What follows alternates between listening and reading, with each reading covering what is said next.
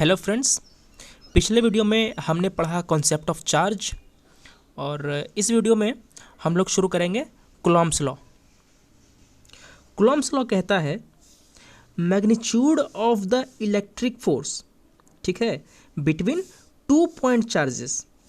Magnitude जो है 2 point charges के बीच is directly proportional to the magnitude of product of the charges.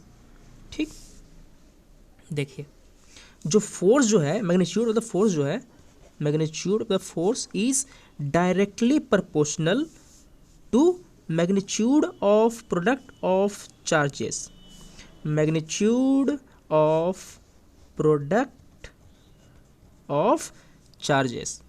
ठीक, अब आगे देखिए, magnitude of the force is inversely proportional to the square of the distance between them.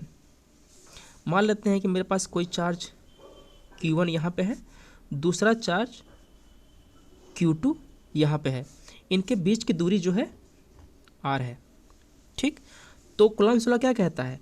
Magnitude of the force is inversely proportional to the square of the distance.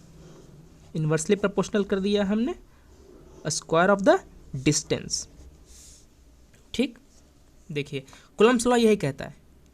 अगर हम दोनों statements को combine कर दें तो मुझे क्या मिलेगा? मुझे मिलेगा F is proportional to Q1 Q2 upon R square.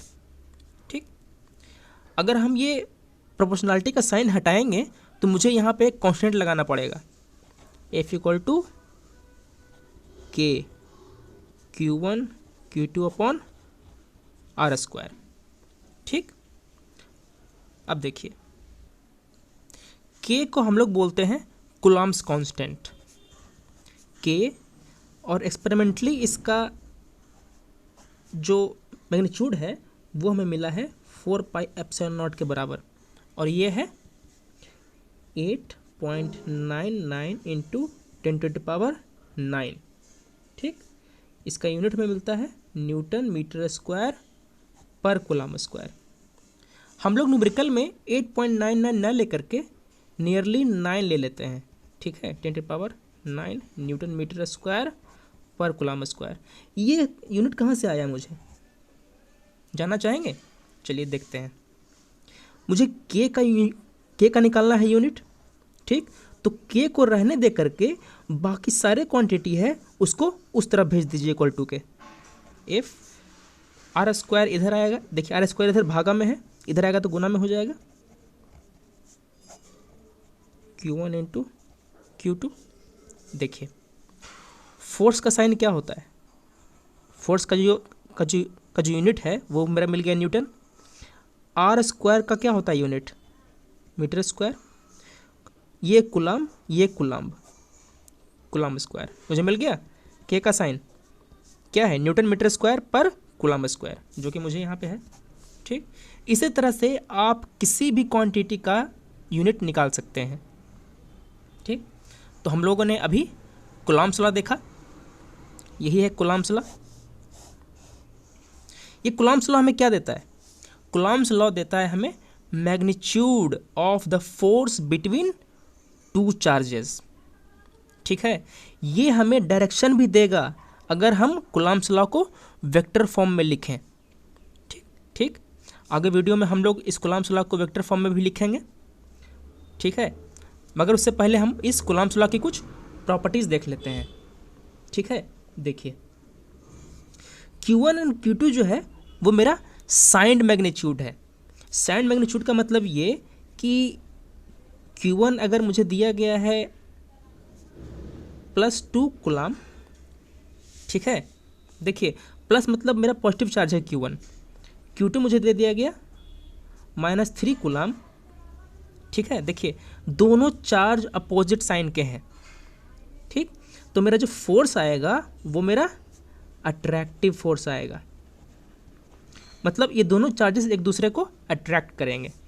अगर दोनों चार्ज सेम साइन के हो गए, अगर सेम साइन के दोनों चार्जेस हो गए तो मुझे क्या मिलेगा? फोर्स रिपल्सिव मिलेगा। ठीक है, इसको हम लोगों ने पिछले वीडियो में भी देखा था कॉन्सेप्ट ऑफ चार्ज वाले में। अब देखिए डायरेक्शन क्या होगा इस कूलम्ब फोर्स का।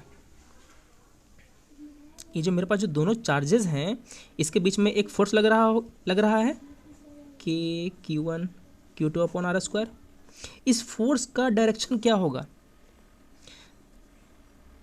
Q1 Q2 पे एक फोर्स लगाएगा, ठीक है, इसका डायरेक्शन होगा इस लाइन के अलोंग। अगर दोनों चार्ज पॉजिटिव हैं तो एक दूसरे को रिपेल करेंगे, मतलब Q1 जो है Q2 को रिपेल करेगा, फोर्स मेरा मिलेगा इस डायरेक्शन में।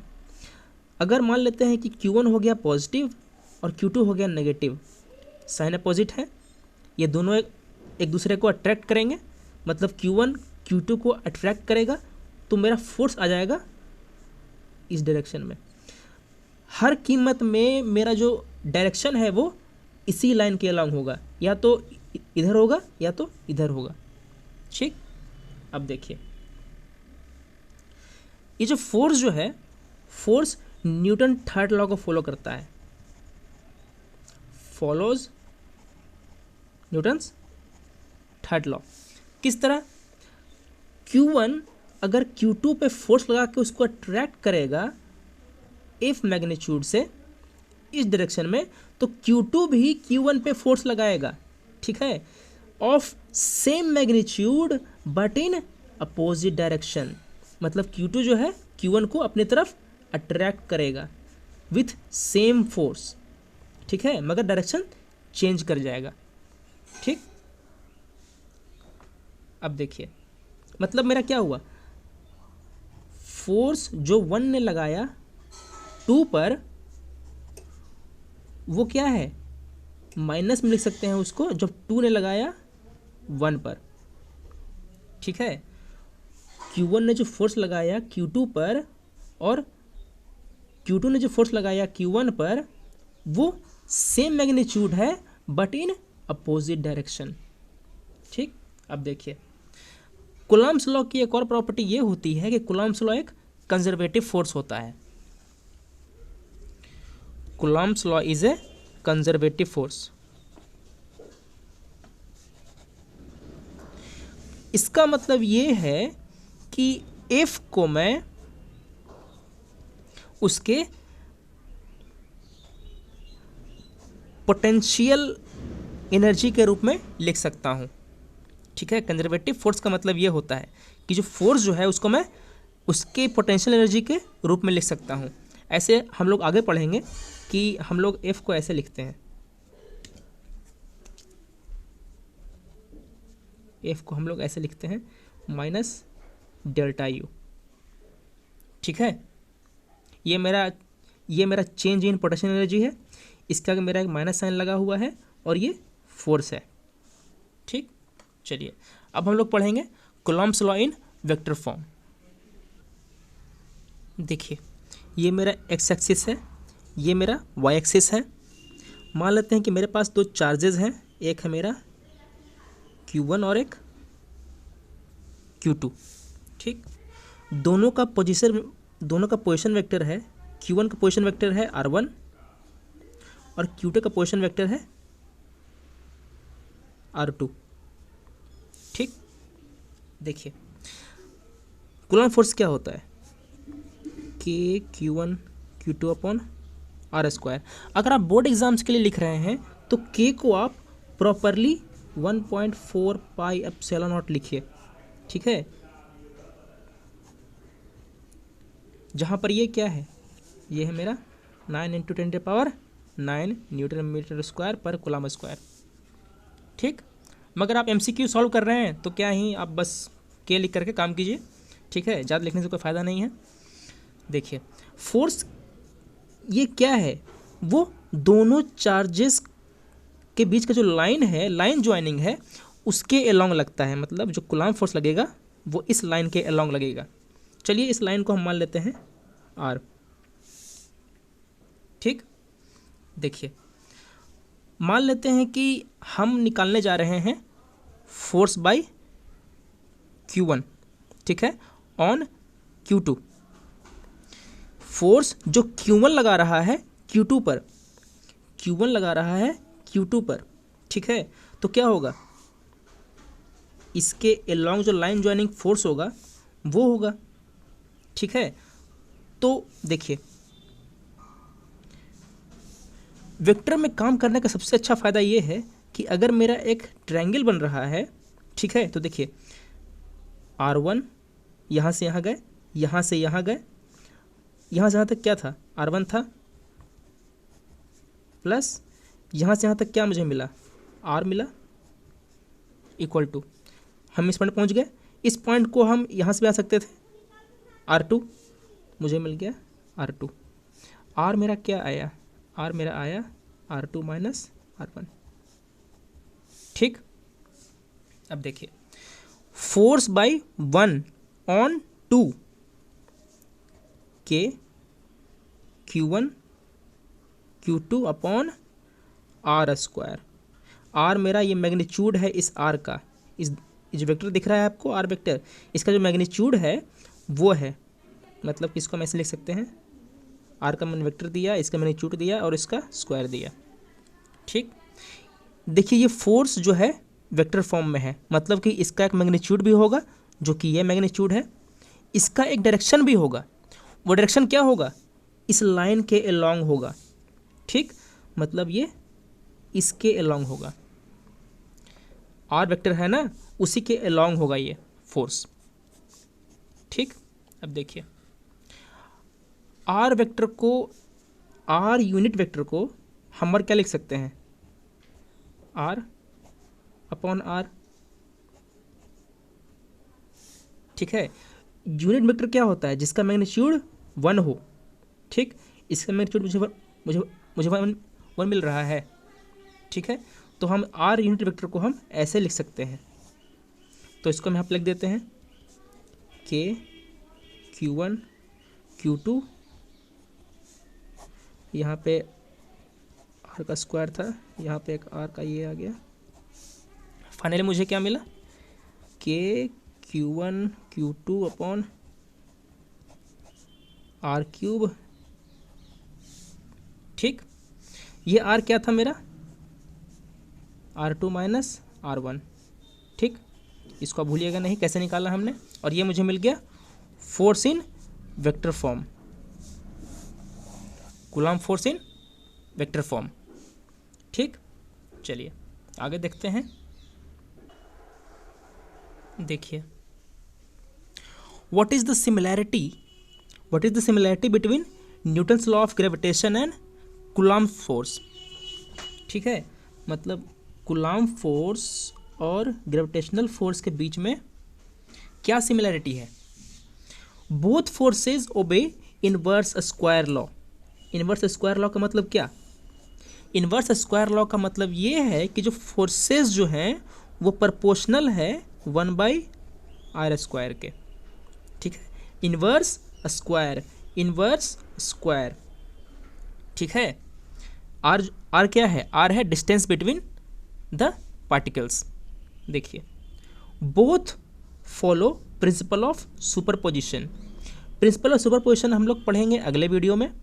इस वक्त आप बस ये समझ लीजिए कि दोनों फोर्सेस जो हैं, कूलम्ब फोर्स और gravitational force, both follow the principle of superposition. तीसरी सिमिलैरिटी ये है कि बोथ आर सेंट्रल फोर्सेस, ठीक।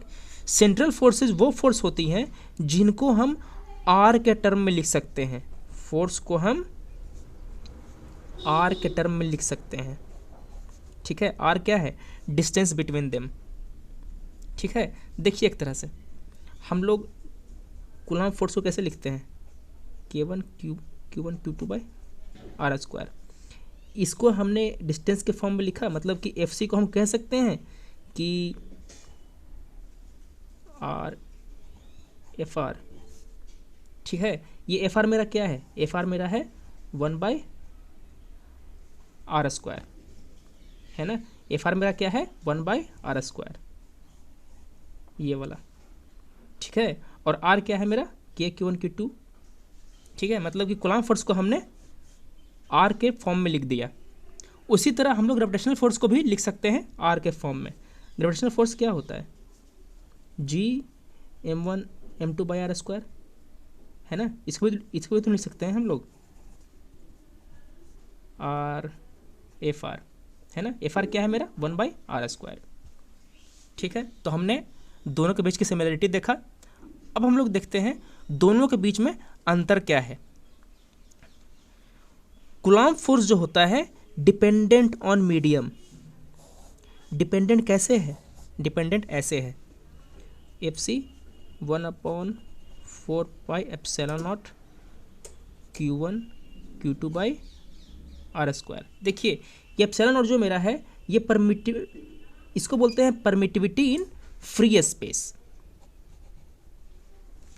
फ्री स्पेस, अगर फ्री स्पेस नहीं है मतलब कि स्पेस, फ्री स्पेस मतलब क्या? वैक्यूम, ठीक है, जो हमारा एटमॉस्फेयर के बाहर है, ठीक है। अगर फ्री स्पेस नहीं है तो ये जो मेरा जो एप्सिलॉन नॉट है इसको हमको लिखना पड़ता है ई, simply permittivity of the medium, ठीक है। तो ये मीडियम के साथ चेंज करता है, इसी कारण जो कूलॉम्ब फोर्स है वो मेरा डिपेंडेंट ऑन मीडियम है। दूसरा अंतर ये है कि कूलॉम्ब फोर्स जो है अट्रैक्टिव भी हो सकता है और रिपल्सिव भी हो सकता है। अट्रैक्टिव कब होगा? जब पॉजिटिव नेगेटिव मिलेंगे या नेगेटिव पॉजिटिव मिलेंगे। रिपल्सिव कब होगा? जब दोनों चार्ज का साइन सेम होगा, ठीक है। देख रहे हैं, पॉजिटिव पॉजिटिव होगा तो रिपल्सिव, नेगेटिव नेगेटिव होगा तो रिपल्सिव। ग्रेविटेशनल फोर्स में क्या होता है कि ये ऑलवेज अट्रैक्टिव होते हैं। ग्रेविटेशनल फोर्स क्या है? जी m1 m2 by R square. m1 m2 का कोई साइन नहीं होता, ठीक है, ये हमेशा अट्रैक्टिव होता है फोर्स, ठीक है।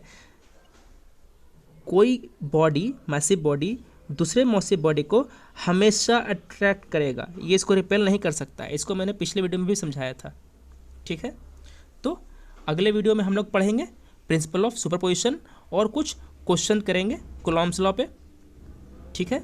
अगर आपको ये वीडियो अच्छा लगा हो तो आप इसको लाइक कर सकते हैं, शेयर कर सकते हैं अपने दोस्तों के साथ, और अगले वीडियो के लिए दिए गए लिंक पे क्लिक कीजिए।